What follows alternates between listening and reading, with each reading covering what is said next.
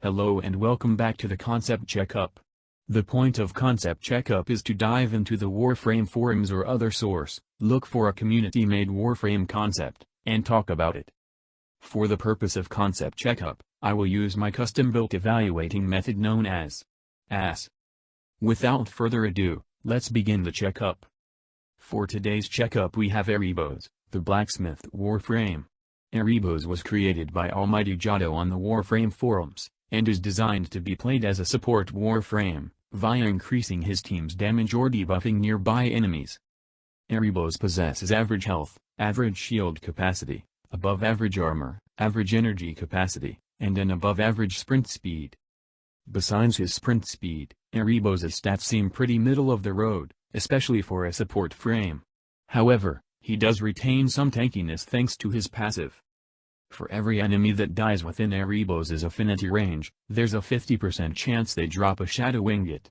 Erebos gains damage resistance based on how many Shadow Ingots he has, up to a cap of 75% damage reduction.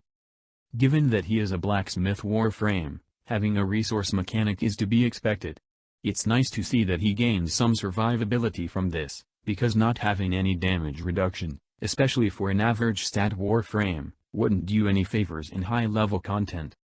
Anyways, because Erebos' kit revolves around his second ability, we'll start by talking about his second ability first. Erebos' second ability is Tenebra Anvil. Upon activation, Erebos gains the ability to enhance one of his other powers, at the cost of energy and Shadow Ingots. Erebos can only store 3 enhancements per ability at a time. While Tenebra Anvil appears to be very cut and dry, the Shadow Ingot-based damage resistance is what makes this ability have some careful usage to it. Because Erebos' survivability comes purely from his collection of Shadow Ingots, it's possible for him to spend too many Shadow Ingots enhancing his abilities, causing him to lose too much damage reduction, thus becoming too vulnerable to enemy damage.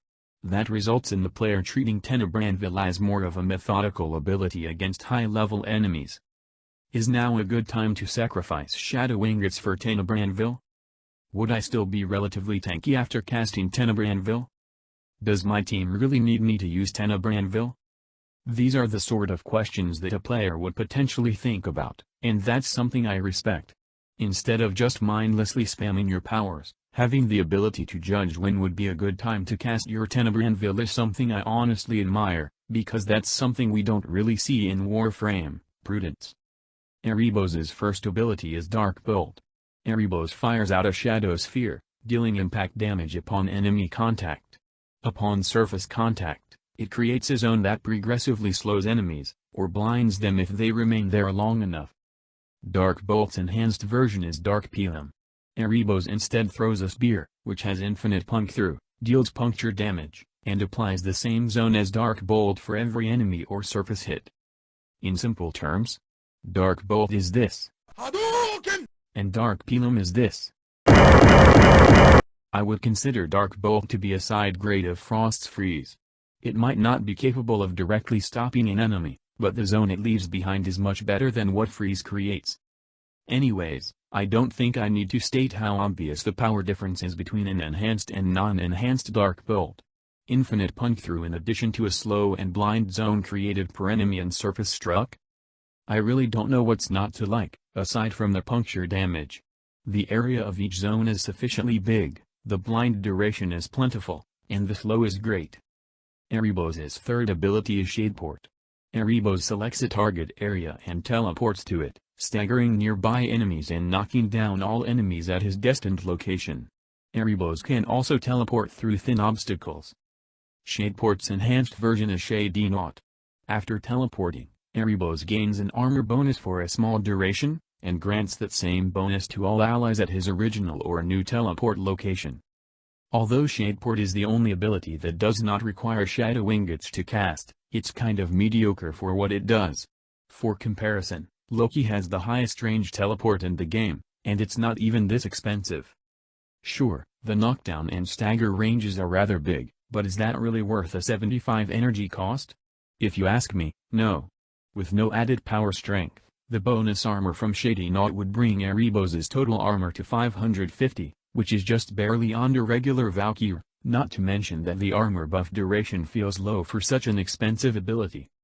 If you ask me, it would be better if Shadeport were changed from a teleport to a dash, because not only would it have practical usage in a fight, but you could then justify lowering the energy cost, which is what this ability needs. You could also just make it so Shadeport grants bonus armor by default, and Shady not doubles the armor amount and duration, but that's just me. Erebos' fourth ability is Dark Forge. Erebos summons his forge and gains the option to generate one of 3 exalted weapons that any ally can cast, depending on what weapon Erebos was holding when casting Dark Forge. Dark Forge's enhanced version is Cage Forge, which doubles the duration of all of Erebos' exalted abilities. Now this ability has a few problems. For starters, the exalted rifle has a 55% chance to blind enemies per critical hit or status proc. Keep in mind, this rifle is a 6-round burst, so assuming that you have a build with good amounts of power strength, the chances of you not blinding an enemy from one burst are astronomically low. On top of that, the fire rate is 6 rounds per second, and the magazine size and ammo pool are 20 and 100 respectively. What does that mean? It means that you're going to run out of ammo at an absurd rate. It would also make a world of a difference if the exalted rifle had slash damage instead of impact damage. Secondly, the exalted secondary just looks bad. The fire rate is 10 rounds per second, the magazine size is 1, and the reload speed is 0.8 seconds. What? What the fuck? I know I'm just being unreasonably nitpicky, but the math doesn't add up here. I'm assuming that the exalted secondary is meant to be a slow-firing weapon due to the one-shot clip, because otherwise, a high rate of fire with a one-shot clip is a very odd choice. The struck enemies take more damage from all sources really is a good idea, but what's the point of it when other weapons exist that are capable of deleting enemies with a single shot? I can imagine this being used against bosses or eidolons, but otherwise, I see little point in a weapon like this. Maybe I'm just looking too deep into it, and maybe the exalted secondary is meant to indirectly increase the damage from primary weapons or Warframe powers. If that's the case, wouldn't it be better if the exalted secondary had infinite punk-through, in order to mark as many enemies as possible? Being limited to just one enemy per shot just for a bonus 15% damage looks to be slow. As for the exalted melee, well, honestly, I'm pretty indifferent about it. On one hand, gaining buffs such as increased armor and sprint speed that only get better alongside your combo counter, that's cool as fuck. On the other hand, the stats of this weapon aren't anything to write home about. Maybe Chroma could use this to some varying degree of success, but otherwise, I don't see how a 40% armor buff and 20% sprint speed buff are supposed to compete with my Room Blender 9000. Anyways, here are Erebos' scores. Despite having some unique mechanics for a Warframe, such as resource management tied to damage reduction, and the ability to create exalted weapons that can be wielded by other players, Erebos has his fair share of problems that can be resolved with some buffs. For my personal thoughts, I really am a fan of a Blacksmith frame, especially the passive, but otherwise it feels like Erebos doesn't have enough power to his kit. His first ability for sure looks amazing, aside from having puncture and impact damage. However, his Shadeport looks to be mediocre at best and his Dark Forge is in need of buffs. If the goal is to make Dark Forge be an op weapon generator, all weapons need to be profoundly strong while also having a different and worthwhile usage. If all of the weapons suck, there's no point to Dark Forge. If only one of the weapons is good, then there's no point to the other two. Thank you for watching.